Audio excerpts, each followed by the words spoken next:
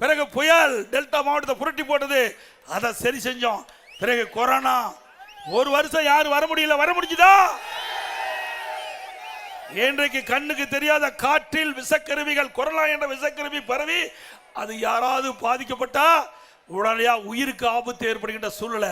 அந்த காலகட்டத்தில் கூட அதிமுக அரசு சிறப்பாக செயல்பட்டு, திறமையா செயல்பட்டு, விலை மதிக்க முடியாத உயிரை காப்பாற்றிய அரசாங்கம் அதிமுக அரசாங்கம்.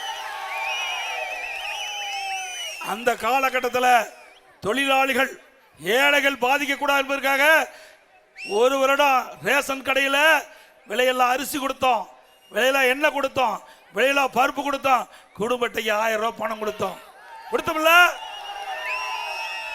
அதே காலகட்டம் தை பொங்கல் வந்தது.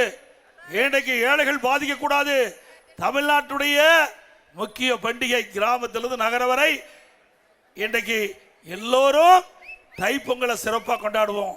தை பிறந்தால் வழி பிறக்கும் என்று சொல்லுவாங்க பெரியவங்க. அதன்படி நம்முடைய தமிழ்நாட்டு மக்கள் தை பொங்கல் சிறப்பாக கொண்டாடும் என்பதற்காக எல்லா குடும்பத்துக்கு 2500 ரூபாய் பணம் கொடுத்தோம். எந்த காலகட்டம் 1 ரூபா அரசாங்கத்துக்கு வருமானம் இல்ல, 1 ரூபா வருமானம் இல்ல. தொழிற்சாலை மூடிட்டாங்க, கடை மூடப்பட்டது, பெட்ரோல் பங்க் எல்லாம் திறக்கல, அதுல வர்ற வருவாய் இல்ல, ரோட் டாக்ஸ் இல்ல, பத்திரப்பதிவு இல்ல, டாஸ்மாக் இல்ல, கலால் வரி இல்ல.